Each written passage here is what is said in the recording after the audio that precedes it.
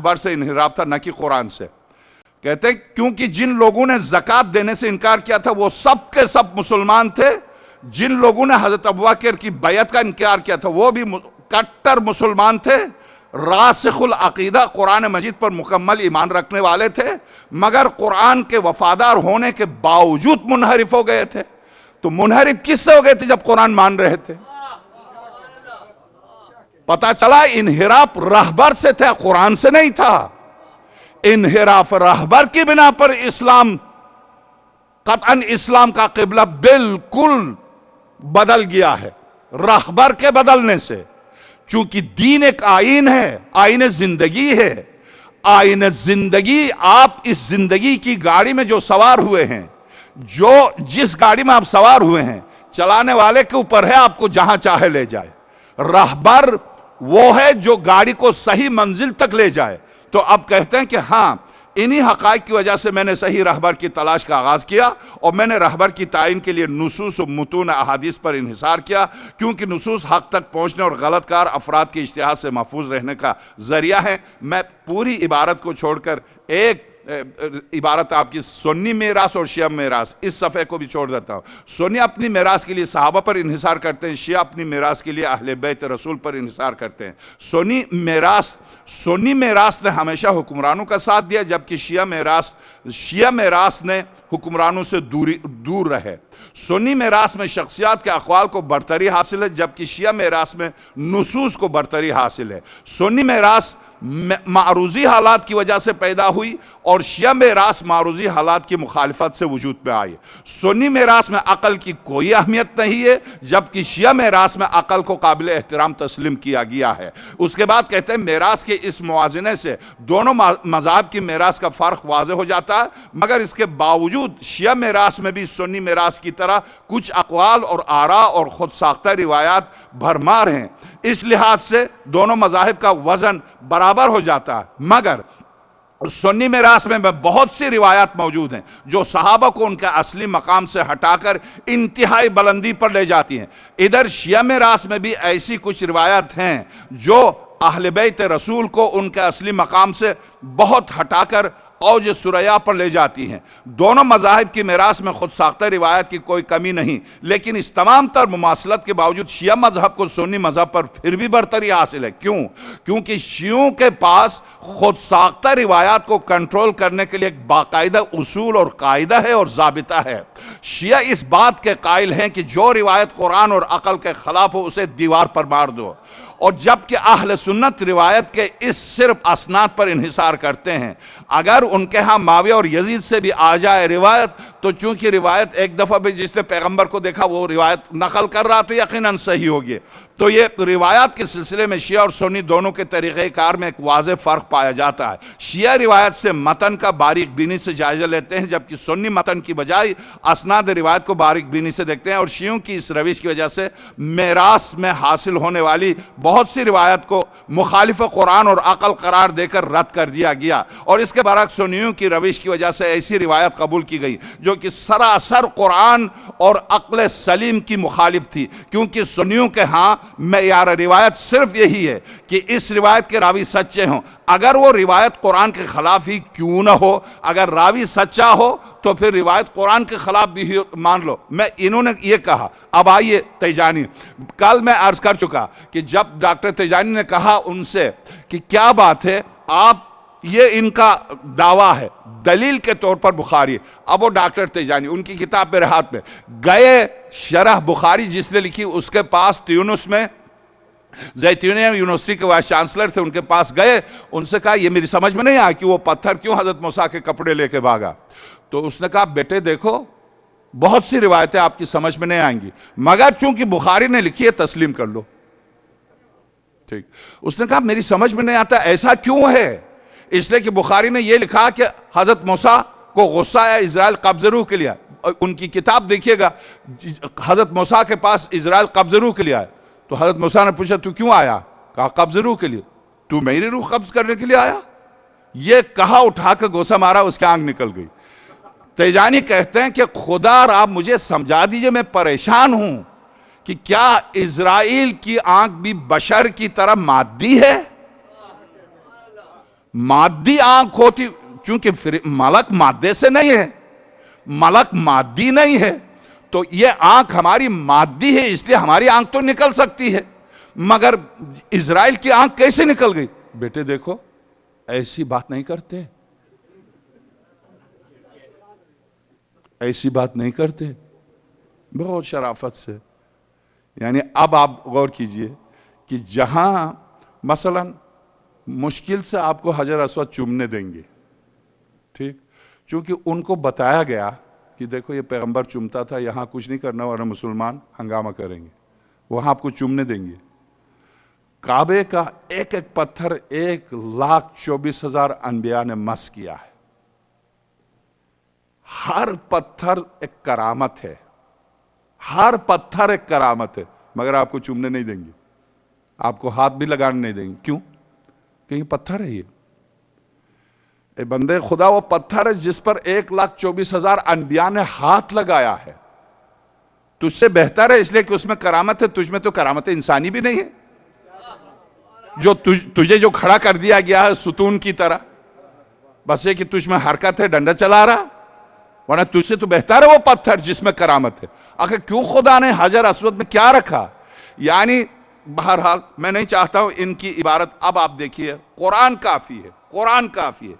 کہتے ٹھیک ہے، ہمیں کوئی اعتراض نہیں ہے، مگر قرآن اگر کافی ہے تو سوال یہ ہے کہ کیا قرآن ہر مسلمان قرآن لے کے سمجھا سکتا ہے؟ کہتے ہیں پھر میراث کے اس موازنے سے دونوں مذاہب کی میراث کا فرق واضح ہو جاتا ہے. میراث کے اس موازنے پر گفتگو کرتے ہوئے کہتے ہیں ہاں قرآن کافی ہے، مگر قرآن کریم کس کے لیے کافی ہے، کس صورت میں کافی ہے؟ کہتے ہیں کہ ہاں کتاب کا اجرا کر سکے، امت کو اختلاف و انحراف سے بچا سکے، وہ قوت امت کا وہ چنا ہوا طبقہ ہے جو قرآن کے حقیقی وارث ہیں، اور وارثان قرآن ہی قرآن کے سچے مفسر ہیں. کہتے ہیں ہم امم سابقہ میں بھی سنت الہیہ کو ہم دیکھتے ہیں، جیسا کہ اللہ تعالیٰ نے فرمایا ثم اورثنا الکتاب الذین اصطفینا من عبادنا. بس اب اس پر میں صرف مجھے چونکہ میں آپ یہ ذہن میں رکھیے میں 8:30 بجے ممبر پر آیا ہوں، اور اگر آپ تھک بھی گئے ہیں تو میں نے ابھی 1 گھنٹہ آپ کا نہیں لیا ہے، اور یہ چونکہ یہی مجالس کا ٹھیک وقت ہے جس کی وجہ سے میں آپ سے 10 منٹ آپ کی اجازت سے لے رہا ہوں، مجھے معاف کیجئے گا. بس اب صحیح نقطے پر جو اس پوری اب تک جو میں نے کتاب پڑھی اس کے صحیح نقطے پر اب میں پہنچا ہوں. مجھے اسی چیپٹر کا تلاش تھا. کہتے ہیں کہ اگر قرآن کریم کوئی کہتا قرآن کافی ہے تو جو ابوبکر کی جنہوں نے بیعت نہیں کی وہ انہوں نے قرآن ہی کے حوالے سے بیعت نہیں کی، جنہوں نے زکوٰۃ دینے سے انکار کیا انہوں نے قرآن ہی کے حوالے سے زکوٰۃ دینے سے انکار کیا، جنہوں نے عمر سے مخالفت کی قرآن ہی کے حوالے سے ان کی مخالفت کی، تو وہ سب مسلمان تھے، وہ سب قرآن کو مانتے تھے، صحیح العقیدہ مسلمان تھے اور صحیح طور پر قرآن کو مانتے تھے. ایک بات. دوسری بات، آج خود مسلمانوں کے درمیان کیا قرآن سے اتحاد و اتفاق کے لیے 2 رکعت نماز بھی آپ ثابت کر سکتے ہیں جس پر آپ متحد ہوں؟ کیا قرآن کریم موجود ہے؟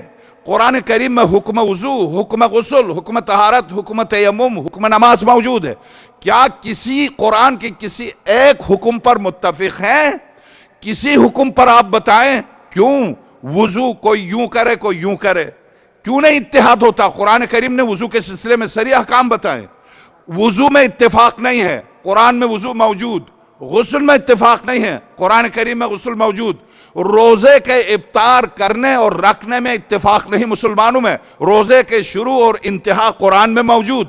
قرآن کریم نے حدود کے سلسلے میں قرآن نے کہا اقیم الصلاۃ، نماز پڑھو، تو نماز پڑھنے میں اتفاق نہیں ہے. جہاں قصر قرآن نے کہا جب تم مسافر ہو تو روزہ اور نماز قصر پڑھ لو، قصر میں اتفاق نہیں ہے آپ کے درمیان. قرآن میں حکم موجود، قرآن میں احکام موجود ہیں، ان احکام پر مسلمانوں کا شدید اختلاف، اور شدید اختلاف کی بنیاد بھی قرآن. جیسا کہ میں نے پہلے 4 سال پہلے عرض کیا تھا، مامون عباسی کے ہاں ایک چور لایا گیا اور اس چور کے اس نے اعتراف کیا میں نے چوری کی ہے، تو پتا ہے قرآن کریم کی ساری آیت السارق والسارقۃ فاقطعوا ایدیہما، چور مرد ہو یا عورت ہاتھ کاٹ ڈالو، مگر ہاتھ کہاں سے کاٹا جائے، کیسے کاٹا جائے، یہ قرآن نے نہیں کہا، اس لیے کہ قرآن اس پر نازل ہوا جسے اس نے تربیت دے کے بھیجا ہے، اس نے تربیت دے کے بھیجا، تو اس سلسلے میں جس کو تربیت دی گئی ہے وہ جیسے کہے گا ویسے کیا جائے گا۔ تو آپ ایسی صورت میں اب آپ غور کیجئے،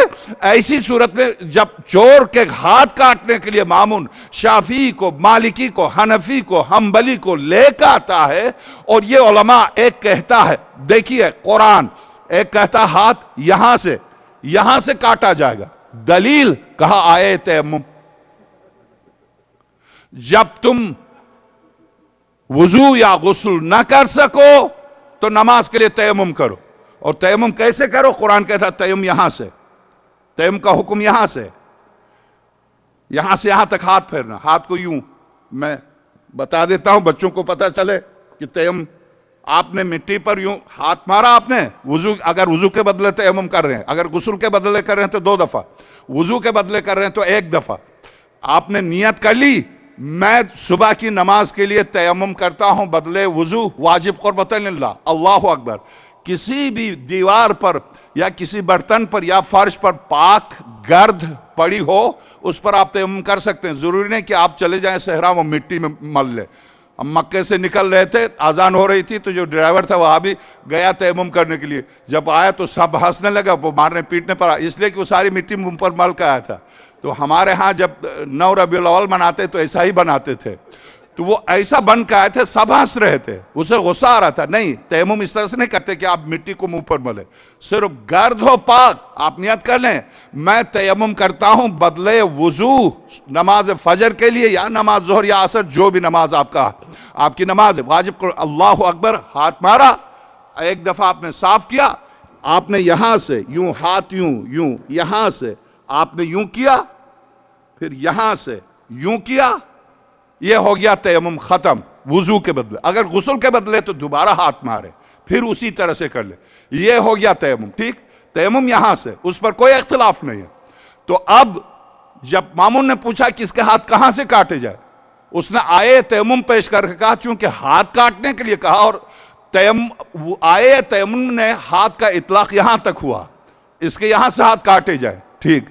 واقعاً مصنف کی تحقیق دیکھیے، تو اس کی محنت دیکھیے، اس کی محنت، جب اس نے کہا یہاں سے ہاتھ کاٹے جائیں گے، حنفی سے پوچھا تو بتا، کہا نہیں اس کے ہاتھ یہاں سے کاٹے جائیں گے، کہا دلیل، کہا آئے وضو میں صاف طور سے قرآن کا فاغسلوا وجوہکم وایدیکم الی المرافق، ہاتھوں کو چہرے کو دھو لو اور ہاتھوں کو دھو لو کوہنی تک، آئے وضو میں ہاتھ کا اطلاق کوہنی تک ہوا ہے، تو چونکہ آئے وضو ہاتھ کوہنی تک کہہ رہی یہاں سے کاٹا جائے، مالکی سے کہا تو بھی بتا دے، کہا ان دونوں نے بتایا، آپ بھی سمجھ گئے کہ قرآن کا مطلب ہاتھ کی حد بندی نہیں ہے، وضو کی حد بندی ہے، تیمم کی حد بندی ہے، ہاتھ کی حد بندی قرآن کا کام نہیں، ڈکشنری کا کام ہے کہ ڈکشنری میں ہاتھ لفظیات کہاں تک وضع ہوا، ہم ڈکشنری کو جب دیکھتے ہیں کھول کے تو ہاتھ یہاں تک آیا، اس کا ہاتھ یہاں سے کاٹا جائے بیچارہ۔ تو امام نہم بھی موجود تھے، آقا امام نہم سلام اللہ علیہ سے پوچھا، مامون نے فرزند رسول آپ بتائیں، حضرت نے فرمایا اگر مجھ سے پوچھنا تھا تو یہ کیوں لے کے آئے آپ، کہا نہیں آپ بتائیں، کہا نہیں یہ بتا چکے ہیں، نہیں جو آپ بتائیں گے وہ ہوگا، جو میں بتاؤں گا وہ ہوگا، تو ان سب نے غلط کہا، ان سب نے غلط کہا، حضرت کا صریح جملہ ہے۔ تو بس میں آپ کو بتا دوں، آقا زین العابدین اور شہزادی زینب سلام اللہ علیہما سے لے کر آقا امام حسن عسکری تک معصومین جیل میں تھے تو بھی غلط کو غلط کہا ہے، چپ نہیں رہے، غلط ہے۔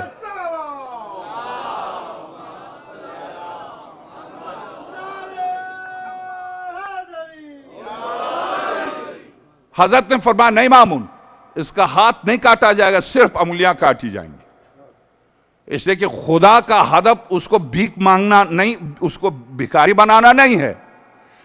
کہا فرزند رسول انہوں نے قرآن سے دلیل دی آپ سے، ہاں قرآن سے، اس لیے کہ یہ بیچارے حافظ ہیں، میں خود قرآن ہوں، ان میں مجھ میں فارق ہے، یہ حافظ ہیں، 2 جملے حفظ کر کے، میں قرآن ہوں۔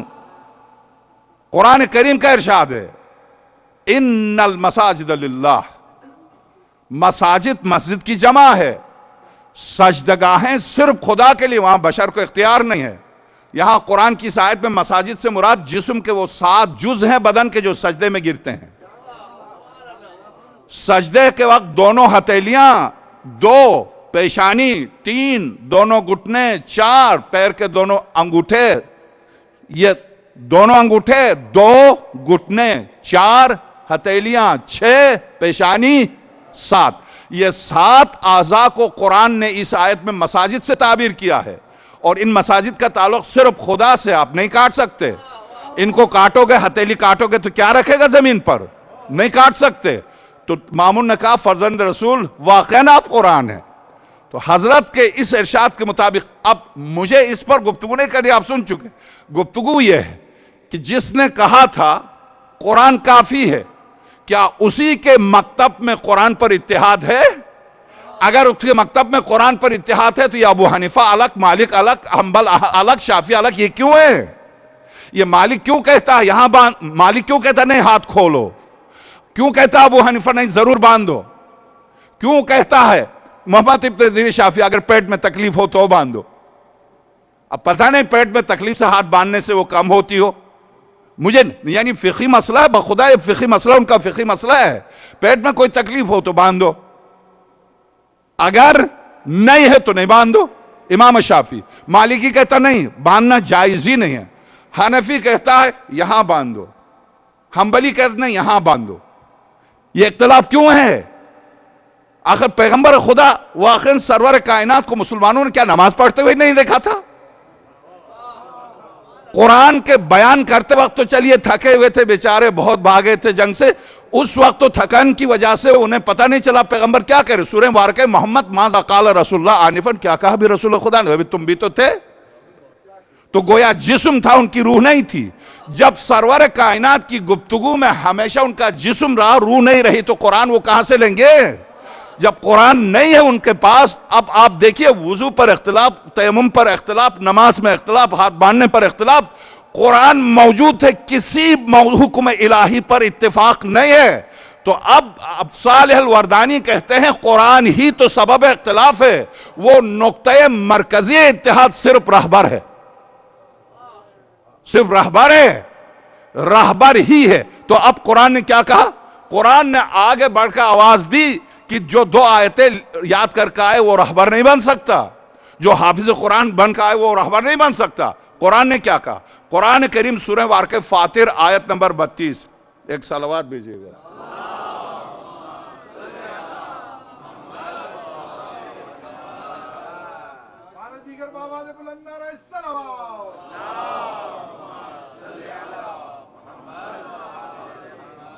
سورہ واقعہ فاطر ثم اورثنا الکتاب الذین اصطفینا من عبادنا، آیت سورہ واقعہ فاطر آیت نمبر 32۔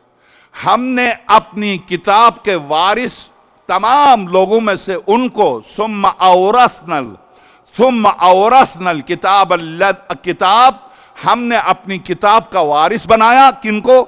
الذین اصطفینا من عبادنا، تمام بندوں میں سے جن کو ہم نے چنا تھا ان کو کتاب کا وارث بنایا۔ تو پتا چلا کہ انبیاء کے علاوہ بھی کتاب کے ہمیشہ وارث ہیں جن کو خدا نے چنا ہے، اور چناؤ کی لفظ قرآن کریم میں عہدے کے معنی میں آئی ہے۔ ان اللہ اصطفى آدم ونوح وآل ابراہیم وآل عمران علی العالمین ذریۃ بعض ومن بعض، کلمہ اصطفاء معنی چناؤ کے معنی میں۔ یہاں قرآن کریم سورہ واقعہ فاطر آیت نمبر 32 کہتا کہ ہم نے کتاب کے وارث بنائے۔ تو کتاب الہی کو خدا نے کسی کی وراثت میں دے دیا ہے، کسی کی وراثت ہے، بس جن کی وراثت ہے ان کو خدا نے اس وراثت کو دینے کے لیے چنا ہے، استفاء کیا ہے، منتخب کیا ہے۔ تو کون ہے وہ منتخب؟ نہ تو عمر نے دعویٰ کیا میں منتخب ہوں، نہ ابوبکر نے دعویٰ کیا میں منتخب ہوں، نہ عثمان نے دعویٰ کیا میں منتخب ہوں، نہ کسی اور صحابی نے دعویٰ کیا میں منتخب ہوں، سوائے علی اور اولاد علی کے جنہوں نے صاف طور سے کہا ہم منتخب ہیں۔ تو جب منتخب ہستیاں بتا دیں ہم منتخب ہیں تو یا ان کی تردید میں دلیل لاؤ یا جھک جاؤ در ولایت پر.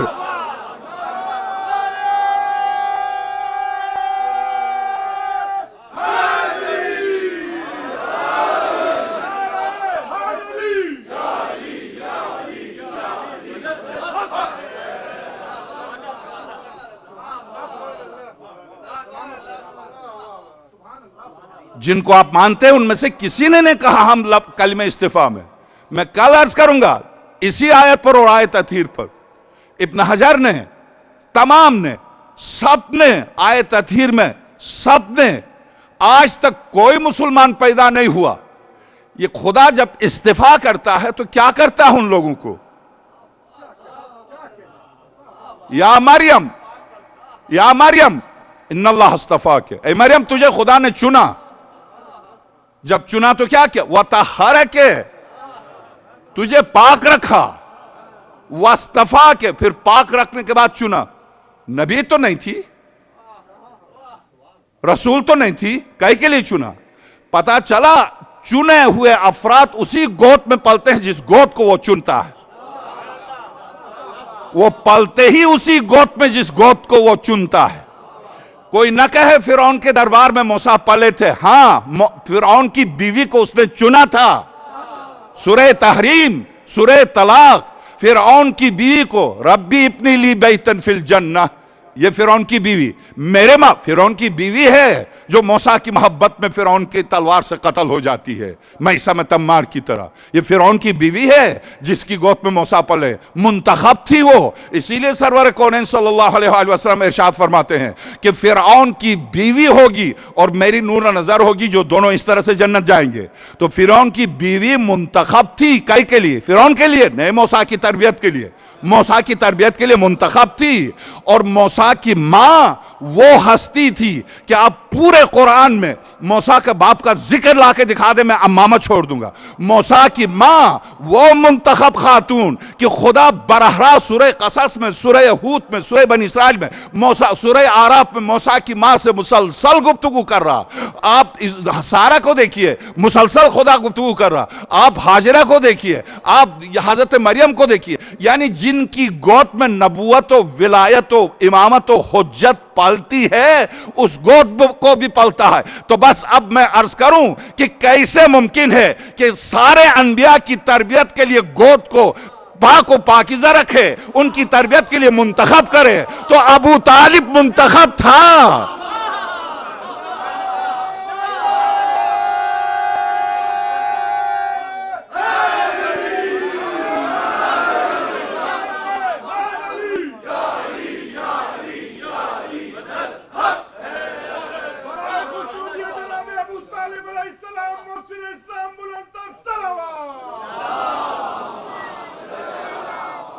اللہم صلی.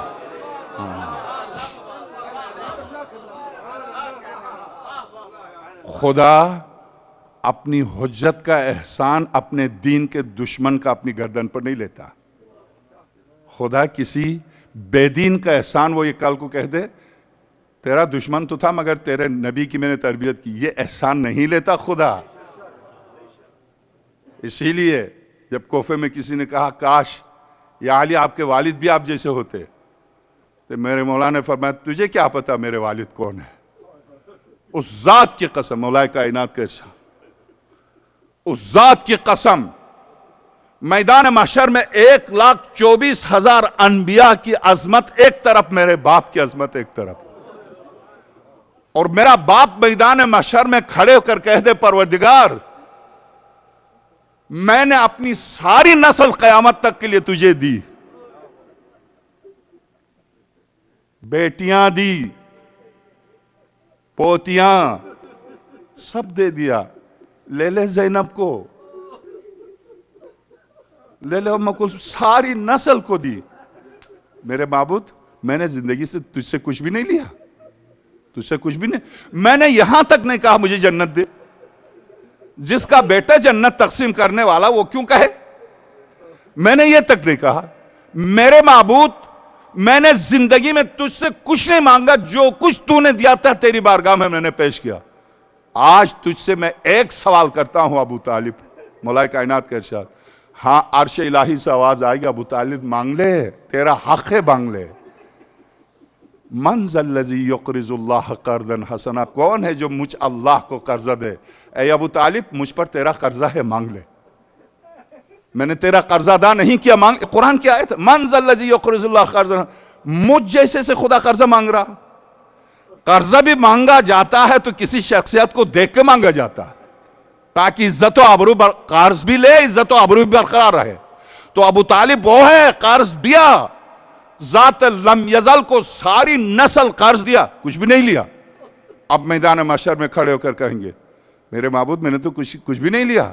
ہاں ابو طالب تیرا قرض ہے، میرے اوپر لے لے۔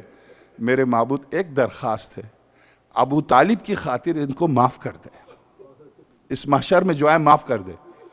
میرے مولا قسم کھا کے کہتے، اس ذات کی قسم جس کے قبضہ قدرت میں میری جان ہے، میرے بابا کی بات کو خدا رد نہیں کرے گا، کہے گا ابو طالب لے لے، جس کو چاہے جنت لے جا۔ یہ ہے ابو طالب۔ بس اب میں اسی ابو طالب کے دوڑنے والے خون کے دو لال، اسی ابو طالب کی پوتی کے دو نور نظر، اے ہاجرہ، آپ ایک اولو العزم نبی کی بیوی اور ایک نبی کی ماں ہوتی ہوئی جب اسماعیل منا سے آئے تھے، لے جاتے وقت بے شک آپ سے نہیں کہا تھا خلیل نے فرمایا تھا ہم شکار کے لیے جا رہے ہیں۔ اے ہاجرہ آجا خلیل کربلا کو دیکھ لے، آجا ہاجرہ کربلا کو دیکھ لے، کتنا فرق ہے۔ حضرت ہاجرہ کے بارے میں ہر تاریخ نے لکھا ہے واقع منا سے حضرت خلیل خدا کی واپسی اور حضرت اسماعیل کی، اور خاص طور سے سورہ واقعہ صافات کی تفسیر میں جب آئے ہیں تو حضرت ہاجرہ دروازے پر منتظر تھی۔ ظاہر ہے صحرا میں اکیلا نور نظر لال اسماعیل منتظر تھی، شیطان پہلے بتا چکا تھا۔ جب آئے اسماعیل کو لے کے دوڑ کے آگے بڑھی، اسماعیل کو گلے سے لگایا، ایک روایت میں 8 سال، دوسری روایت میں 12 سال گلے سے لگایا۔ اے خلیل خدا، کیا میرے بیٹے کو واقعاً ذبح کرنے کے لیے لٹایا تھا؟ تو حضرت خلیل نے کہا ہاں لٹایا تھا، میرے پروردگار کا حکم تھا۔ ہاجرہ میرے نور نظر اسماعیل کیا لیٹ گئے تھے؟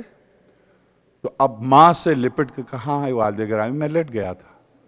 جب گولوئے نازنین کو دیکھا تو چھری کا داغ تھا، صرف چھری، تاریخ طبری یہی مصنف، چھری کا داغ دیکھ کے آہ کہا، 3 دن تک روئے اور تیسرے دن انتقال ہو گیا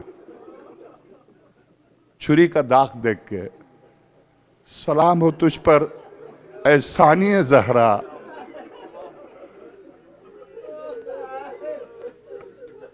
اے وارث منا، سلام ہو آپ کی عظمتوں پر۔ واقعاً خون علی ہے، عصمت زہرا ہے، عظمت خاتم الانبیاء ہے شہزادی زینب میں۔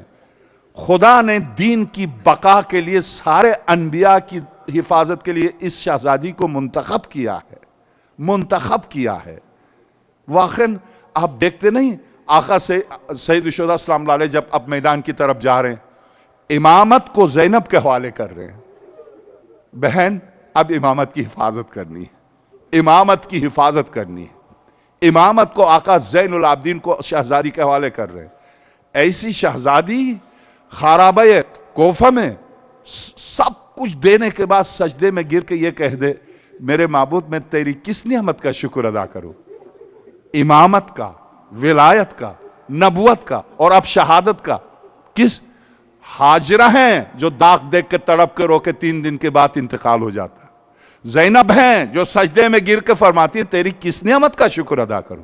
اب آئے ہیں صبح عاشور ہے، دونوں لال رات بھر خیمے میں جاگ رہی ہیں اور دونوں لال کو سامنے بٹھا کے سمجھا رہی ہیں، میرے لال جعفر طیار دادا ہے، علی نانا ہے اور میں زینب ہوں، دیکھو کل میرا لاج رکھنا اور کل سب سے پہلے جانا ہے۔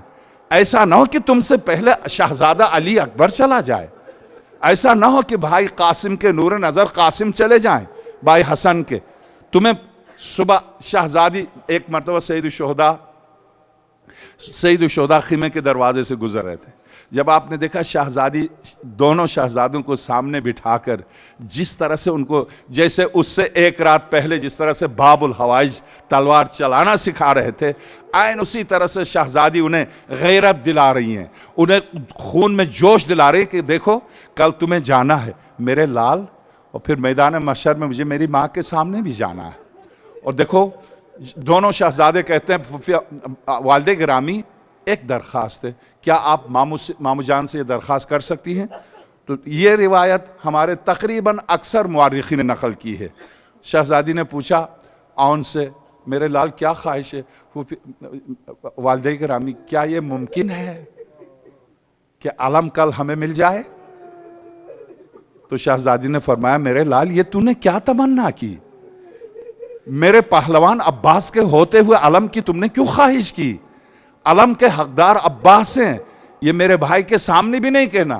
اچھا اماں مجھے معاف کر دیں۔ فوراً دونوں شہزادوں نے ماں کے قدموں پر ہاتھ رکھے، سر رکھ کے کہا معاف کریں، واقعاً میرا یہ مقصد نہیں تھا کہ چاچا عباس سے ہم علم لے لیں، مگر چونکہ ہم بھی ایک علمدار کے بیٹے ہیں جعفر طیار کے، اور جعفر طیار کے پوتے ہیں اور علی مرتضیٰ کے نواسے ہیں، ہم نے چونکہ آپ نے ہم سے کہا تھا اس لیے ہم نے آپ سے یہ وعدہ کیا تھا کہ اگر ماموں پرچم دیں گے تو ہم اس کو گرنے نہیں دیں گے، تو اس لیے معاف کیجئے گا۔ شہزادی نے فرمایا نہیں میرے لال کوئی بات نہیں، میں نے معاف کیا۔ اب صبح جب دونوں بالکل مسلح ہو کے آقا حسین کے سامنے آئے اور آقا سید الشہداء خیمے کے دروازے پر کرسی پر تھے، حضرت سید الشہداء سلام اللہ علیہ نے دیکھا دونوں نور نظر آ رہے ہیں قریب، ایک مرتبہ اٹھے کرسی سے، اٹھ کے دونوں کو سینے سے لگایا، میرے لال کیوں آئے ہو؟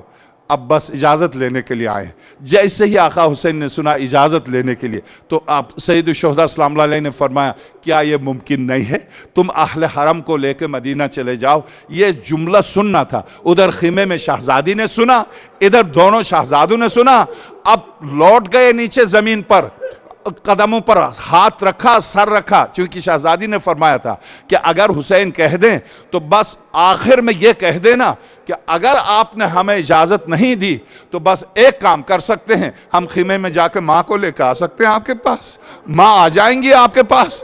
تو جب حضرت نے آقا نے یہ جملہ سنا نہیں میں اجازت دے دیتا ہوں، خیمے کے دروازے پر نکل کے شہزادی نے کہا حسین آپ کا شکریہ کہ آپ نے مجھے میرے بچوں کو اجازت دی۔ اب جب اجازت دے دی، اب رخصت کیا، تو آقا حسین جب اہل حرم میں سے کسی بھی لال کو رخصت کرتے تھے تو سینے سے لگا کر دونوں آنکھوں کے بیچ میں بوسہ دے کر ایک دعا کرتے تھے، نانا جان اب آپ گواہ رہیے گا کہ جن کی رگوں میں خون رسالت ہے اب ان کو بیچ رہا ہوں۔ اب جب اون محمد میدان کی طرف گئے تو آقا حسین پیچھے پیچھے چلے، پلٹ کے دیکھا، کہا مامو جان آپ کیوں آ رہے ہیں؟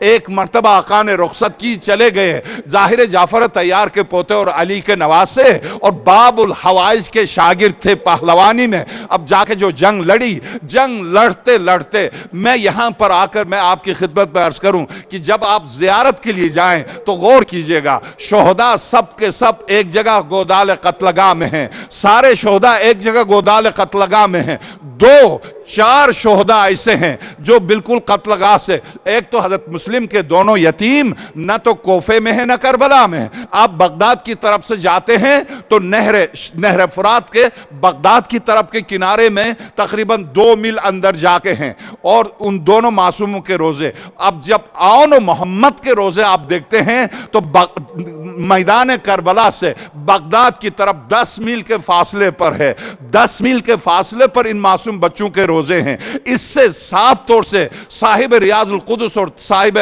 منتہی الاعمال کی یہ روایت صحیح ہے، تقریباً صحیح ہے، چونکہ اس وقت روزے ان کے وہاں ہیں۔ تو 10 میل دور جا کے گرنے کے معنی یہ ہوئے کہ 10 میل تک فوج سے مقابلہ کیا، 2 معصوم جوانوں نے 10 میل تک مقابلہ کیا۔ بس ایک جملہ عرض کر دوں آپ کی خدمت میں، قاسم جب گرے تھے تو ماں موجود تھی، درست بابا نہیں تھے، آقا حسین کم سے کم لاش کو لے کر آئے تھے، آقا علی اکبر کی لاش کو لے کر آئے تھے، باب الحوائج کی جنازے پر بھی شہزادیاں پہنچ گئی تھی، مگر جب 10 میل دور گر جائیں تو اب آپ بتائیے کیا کوئی شہزادی پہنچی ہے؟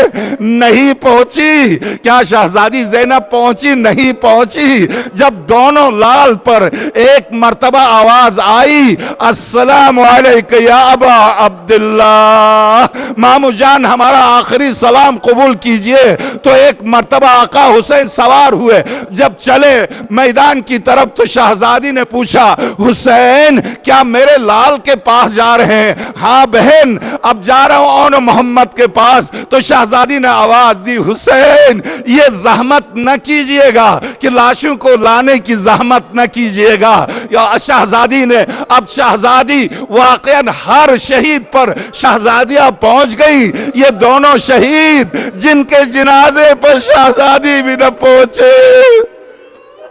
ماتم حسین